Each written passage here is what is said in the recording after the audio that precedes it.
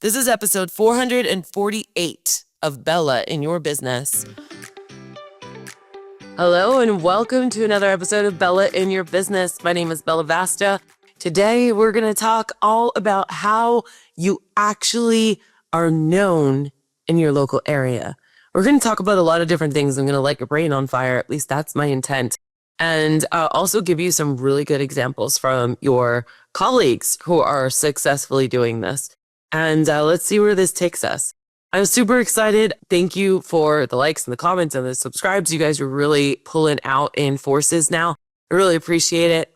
I got to talk to two of you last week. I love it when you sign up at jokeconsulting.net/20. And I ask, hey, so how did we get on this call? How did you hear about me? And you're like, you've been listening to the podcast. That makes the heart explode, so happy. Because as I've mentioned before on the podcast, I was just sitting in my office by myself, my big ring light, blaring me in the face. So it's just really nice to know that you're out there listening and it's not just numbers on some analytical report that I get. But in any case, this past month inside my community, all we've been doing is talking about how to get your name out there everywhere. And some of this might sting a little bit, but I want you to stick with me because it literally could be the difference between your business thriving or just surviving. When you have a whole bunch of salespeople out there working for you and you're not even paying them, that is every business owner's dream. Okay. And to be known for things. So I want you to think, are you actually known in your area? And also there is a book called Known, and it is by one of my friends, actually. It's a really, really good book. I'm going to post it in the comments as well. It's by Mark Schaefer. Super awesome guy, very good marketer. And the word known always reminds me of his book, but it's definitely worth something checking out. So if you're looking for something new to read or listen to, definitely go check that out. It's going to tie right in really well with today's topic. If the answer is no, that you're not online, it's not by a fancy logo, known, people know your name by face, the energy you bring when you walk into a room, oh, that's the dog lady or that's the pet sitter, anywhere you go, right? I'm going to give you a funny example in a minute. Then you're literally missing out on one of the most powerful pieces possible. And not to mention cheap. And I know some of you are probably like, Bella, I'm not good at networking. I don't like talking to people. I have anxiety when it comes to that. I don't like being the center of attention. I get it.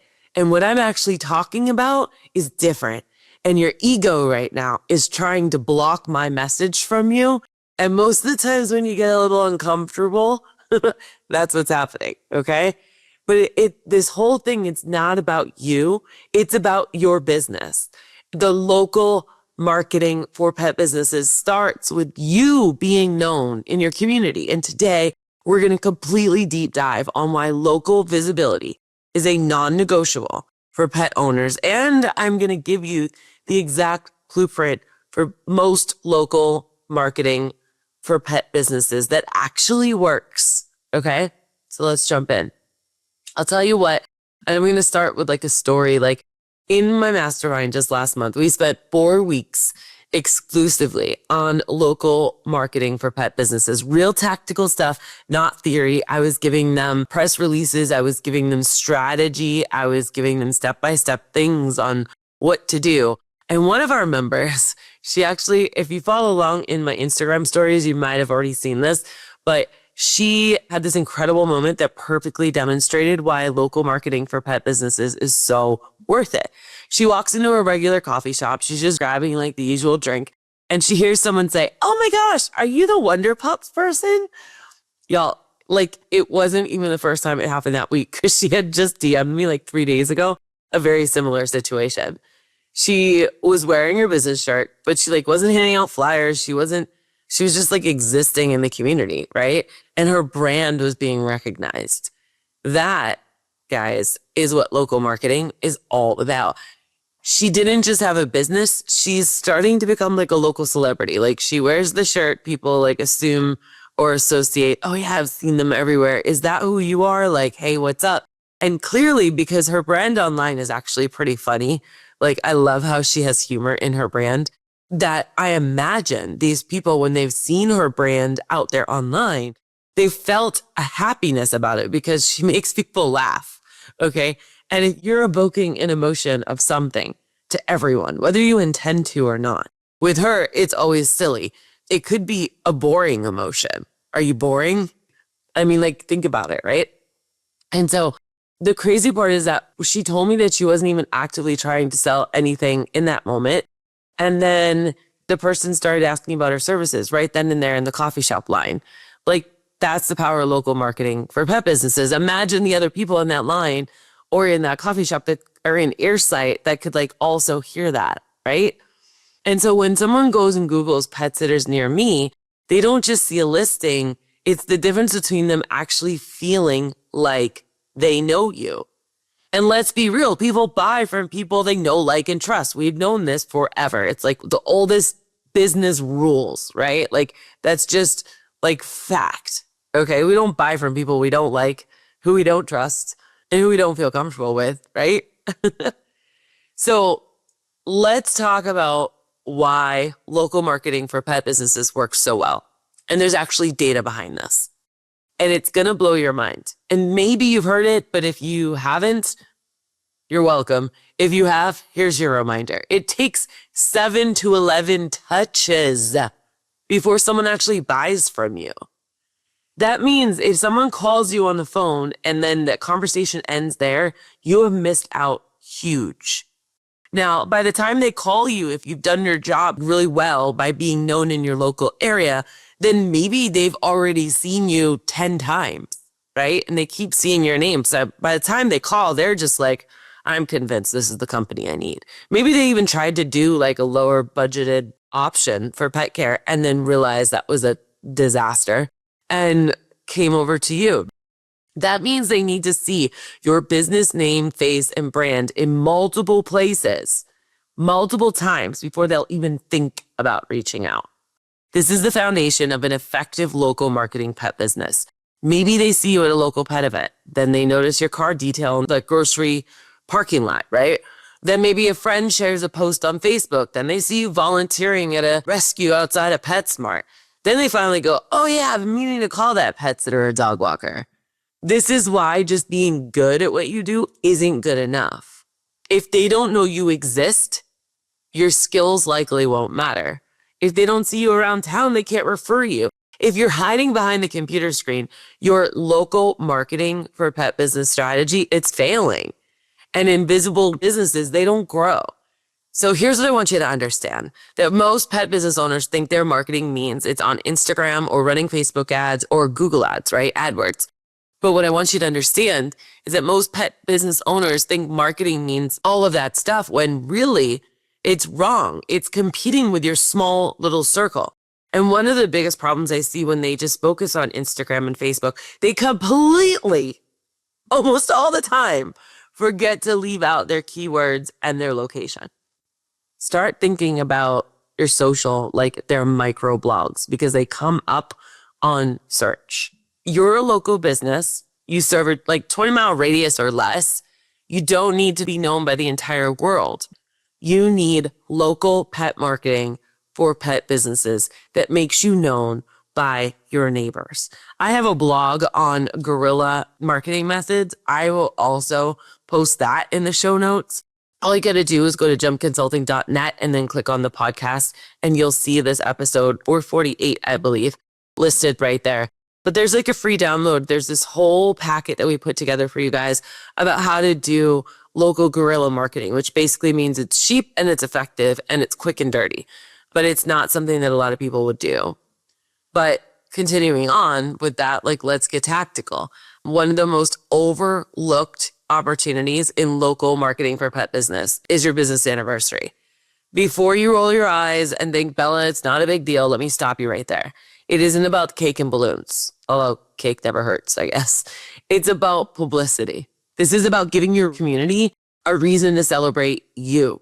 This is local marketing for pet business at its finest. And here's what most pet business owners don't realize about local pet business marketing.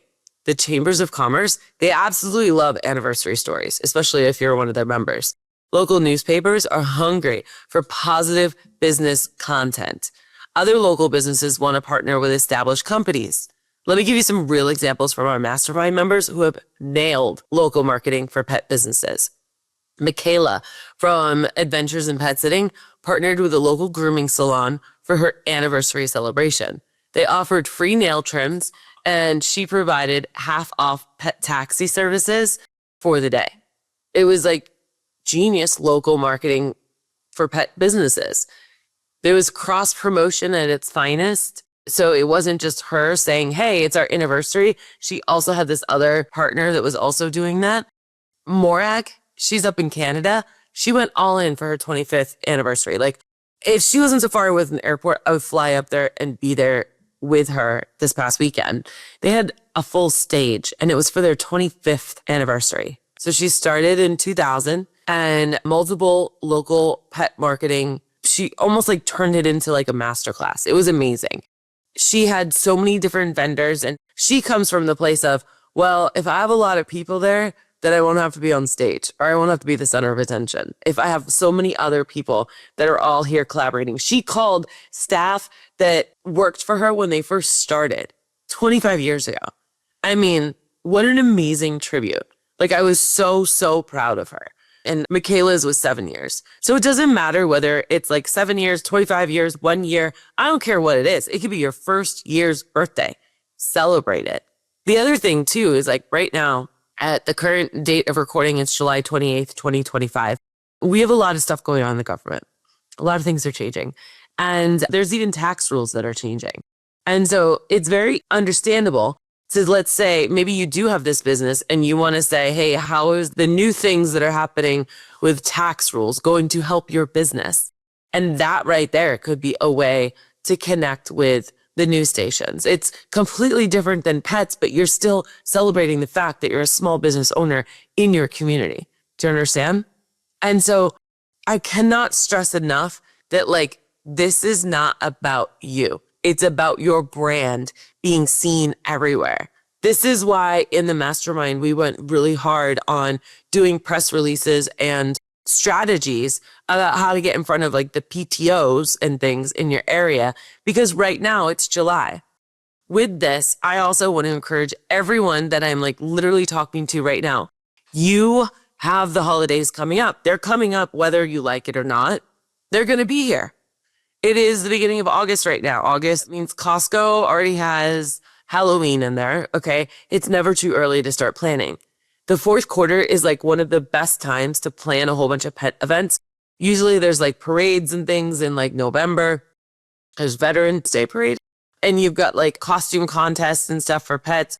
You've got really cool things that you could do for Thanksgiving. And then you got Santa Paws events. You either bring the dogs to it or you do your own event. And I'm telling you, where is your business in a box? Like, I'm getting ahead of myself though. So let me get back to my notes here because I'm going to touch on this. To land that plane, your business anniversary, it is a legitimate news story. It's proof of your stability, your commitment to the community, your success.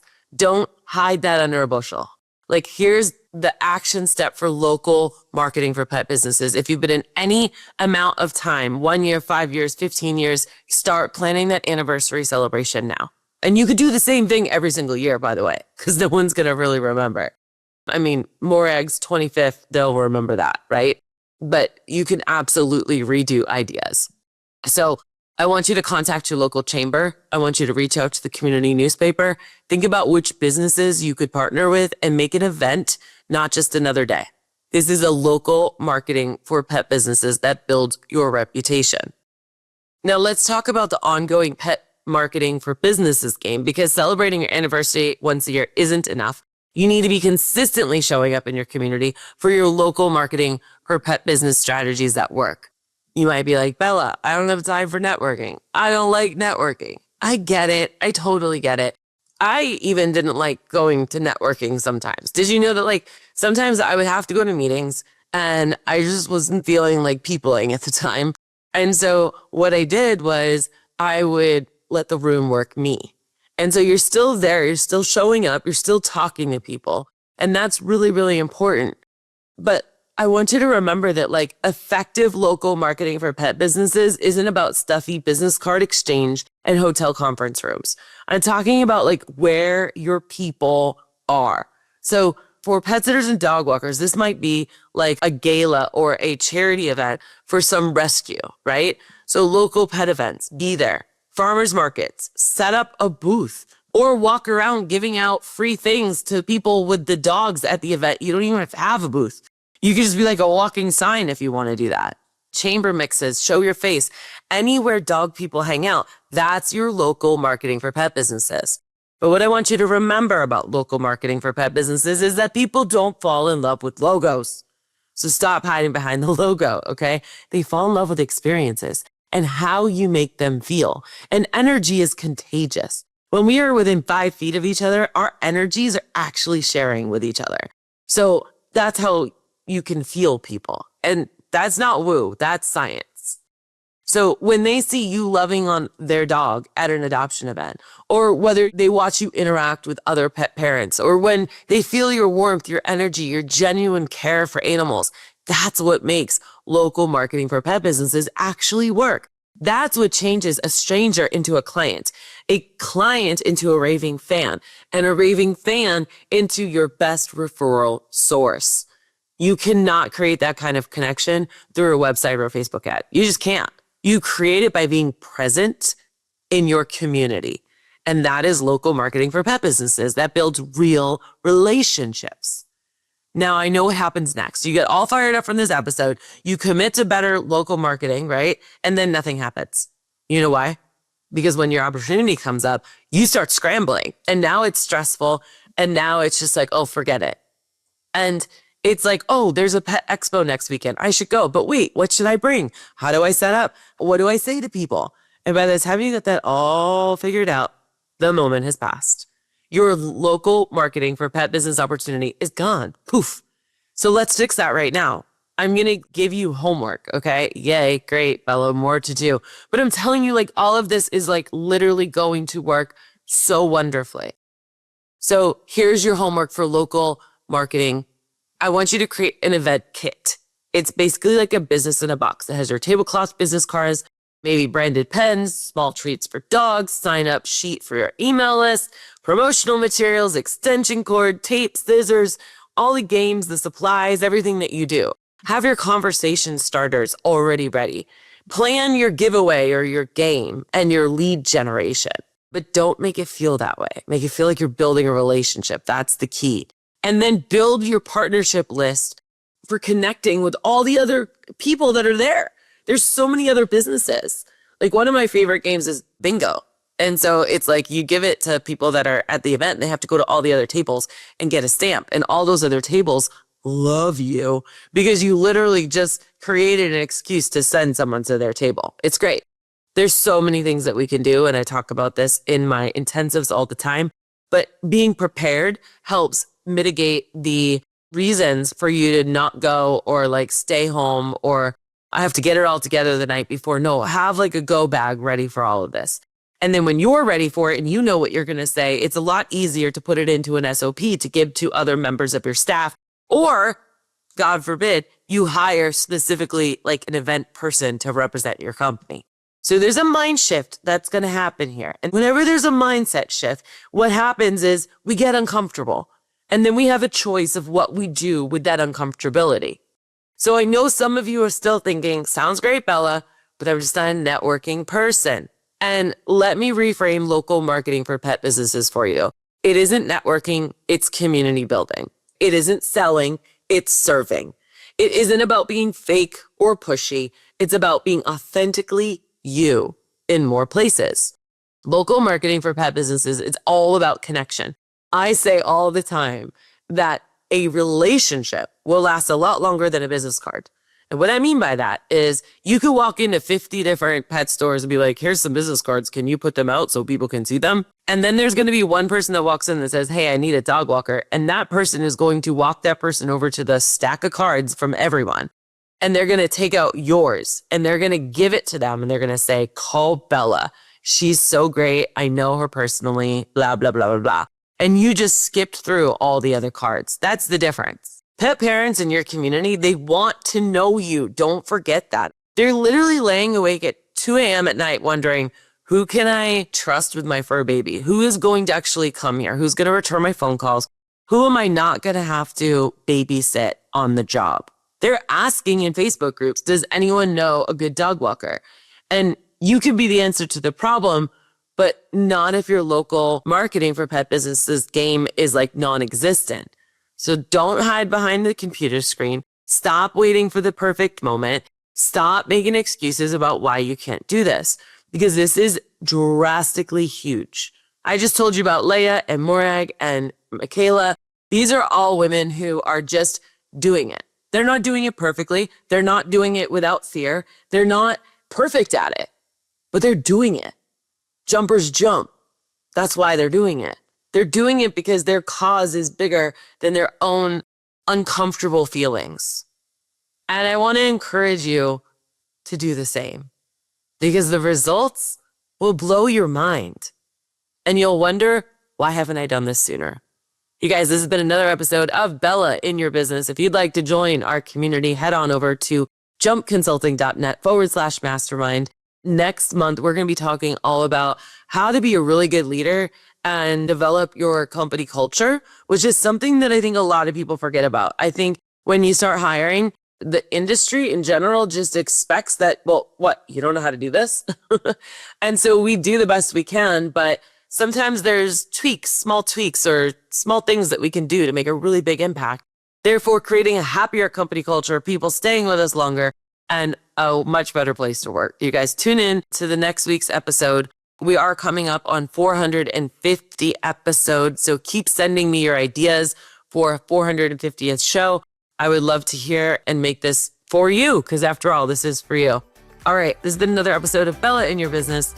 Always keep jumping. Bye now.